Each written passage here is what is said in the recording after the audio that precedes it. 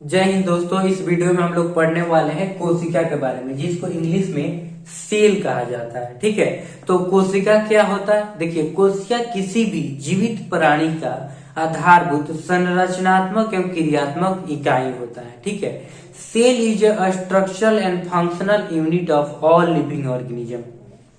कोशिका सभी जीवों का आधारभूत संरचनात्मक एवं क्रियात्मक इकाई होता है। ठीक है, इसके बाद आता है साइटोलॉजी। Cyto plus logy. तो साइटो क्या है? देखिए, साइटो एक बायोलॉजिकल टर्म है सेल का ही। ठीक है, और लॉजी मीन्स होता है स्टडी, अध्ययन। तो जब हम लोग सेल का अध्ययन करते हैं तो उसे क्या कहते हैं? साइटोलॉजी कहते हैं, उसे साइटोलॉजी कहते हैं। Study of cell is called cytology.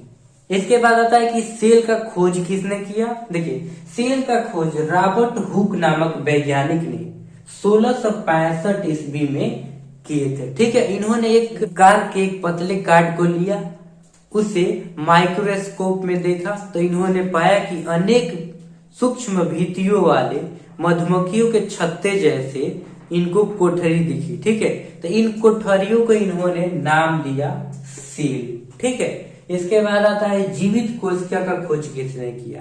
तो जीवित कोशिका का खोज एंटोनियो वान लुएनहाक नामक वैज्ञानिक ने 1674 ईस्वी में किए थे। ठीक है, इन्होंने पहली बार जीवाणु को देखा था। ठीक है, इसके बाद आता है सबसे छोटी कोशिका।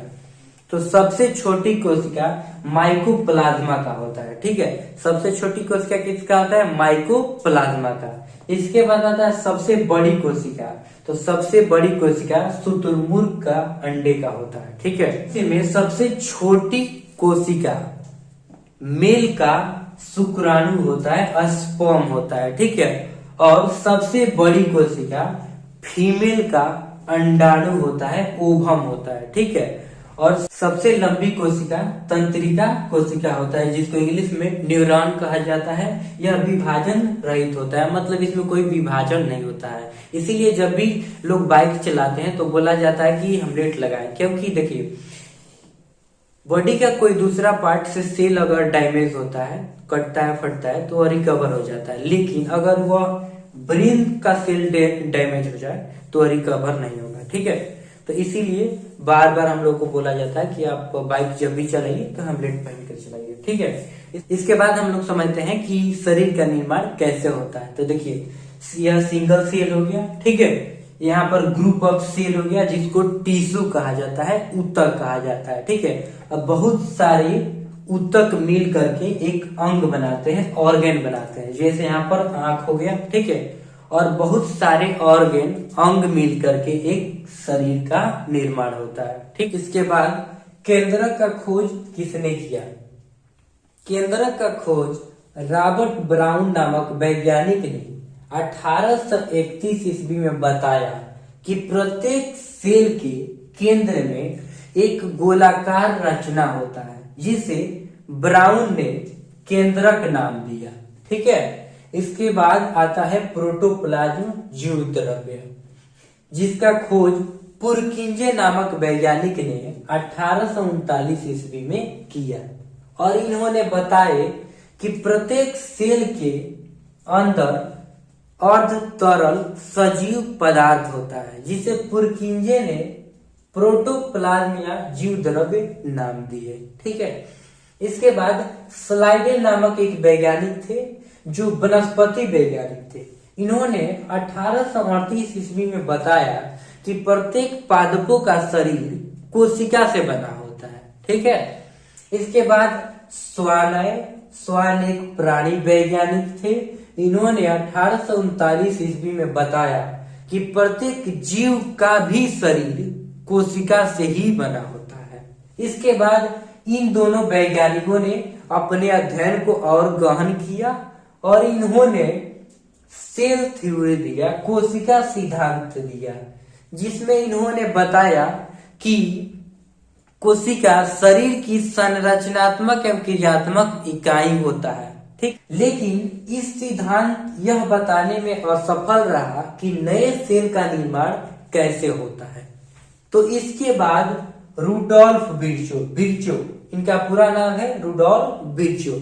1855 ईस्वी में आए और इन्होंने बताया ओमनी ई सेलुला मतलब प्री एग्जिस्टिंग सेल के डिवीजन से नए सेल का निर्माण होता है। ठीक है, मतलब पहले से मौजूद सेल के विभाजन से नए सेल का निर्माण होता है। ठीक है, स्लाइडेन, स्वान और विर्चो इन तीनों वैज्ञानिकों ने मिल करके एक सिद्धांत दिया और इन्होंने बताया कि कोशिका शरीर की संरचनात्मक एवं क्रियात्मक इकाई होता है तथा नए सेल का निर्माण पहले से मौजूद सेल के डिवीजन से होता है। ठीक है, इसके बाद प्रोटोप्लाज्म मतवाद। मैक्स शुल्ज नामक एक वैज्ञानिक थे।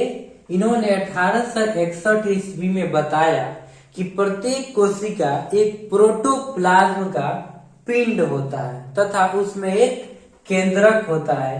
इस कथन को ही प्रोटोप्लाज्म मतवाद कहा जाता है। ठीक है, स्टार्सबर्गर यह एक वैज्ञानिक थे जो 1884 ईस्वी में बताए थे कि केंद्रक पैतृक लक्षणों के वंशागति में भाग लेता है। ठीक है, ये जो केंद्रक है यह क्या करता है, पैतृक लक्षणों के वंशागति में भाग लेता है। ठीक है, इसके बाद इलेक्ट्रॉन माइक्रोस्कोप का आविष्कार 1936 ईस्वी में एम नाल एवं ई रस्का द्वारा किया गया। ठीक है, इसके बाद कुछ ऐसे जीव होते हैं जो सिर्फ एक कोशिका का बने होते हैं, उन्हें कहा जाता है एक कोशिकीय, यूनिसेलुलर कहा जाता है। एग्जाम्पल के लिए अमीबा है, पैरामीशियम है, क्लेमाइडोमोनास है। ठीक है, इनका आकार बदलते रहता है। ठीक है, और इसके बाद आता है बहुकोशिकीय, मल्टीसेलुलर। मल्टीसेलुलर में हम लोग आ जाएंगे। ठीक है, अगर यह वीडियो से आपको कुछ सीखने को मिला हो तो इसको लाइक कीजिए और चैनल को सब्सक्राइब कीजिए।